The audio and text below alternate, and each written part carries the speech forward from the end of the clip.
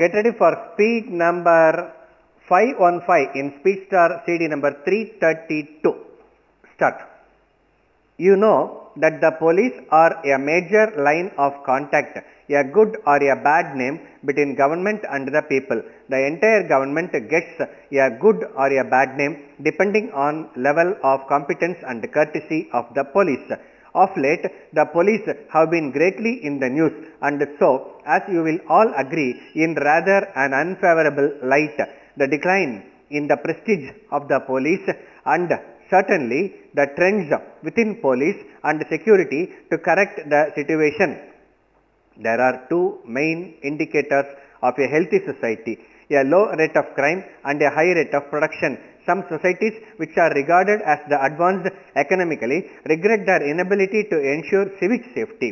Our country has to deal with the two sets of problems, those which arise out of development and those which are the result of old inequalities or traditions. In the coming decade, political and economic pressures are likely to worsen. Even when governments are returned to power with a clear mandate, there are forces which are active to destabilize them. Every day we see a new agitation in some part or other of the country. Some agitations are the result of inflation and economic hardship. Some are the delayed consequence of the period of virtual absence of government, but some are deliberately engineered to bring the present government up.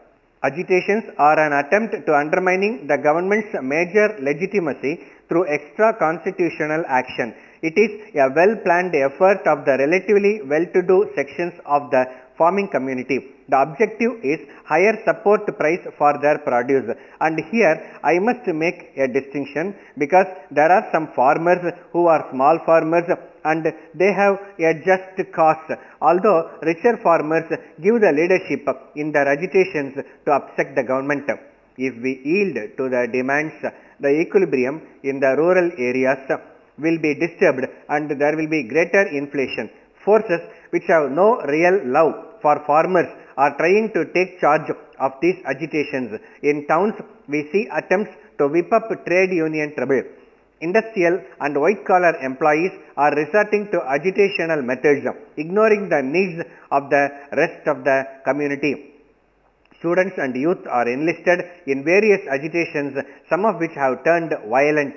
In some states, students agitating against an increase in bus fares have even attacked police stations.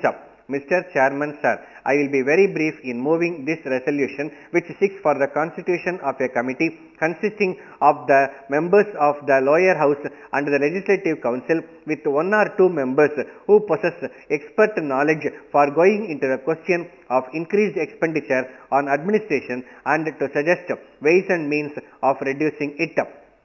Today, if we go through statistics, we find that the expenditure on general administration during the last 10 years has been mounting up from year to year, and I am afraid government will not be in a position to meet any more expenditure. At the same time, I am fully aware that during the plan period, there is a good deal of activity of nation building type, and that should not be suffered, and at the same time, efficiency also should be maintained. Keeping this in view, we should cut down the expenditure on civil administration. I would draw the attention of the House to the amount that we are spending year after year on administrative services, which is increasing year after year. If we go through the budget estimates, we also find the actuals as well. We are spending about 1/6 of the total revenue on the very salaries of the officers and the officials in government service. Therefore, I feel that there is need for reducing this expenditure. At the same time, maintain the efficiency of the services. I have got facts here to show how in several departments, even in respect of salaries and other emoluments, expenditure is mounting up very high. As a matter of fact, in 1962, the Resources and Economy Committee made a remark that by the increase of salaries according to 1961 pay scales revision itself, the expenditure mounted up by 30% of the entire revenue. Therefore, if there is need and there is possibility of curtailing the expenditure without efficiency suffering, we must see how we could do it. We can do it in several ways.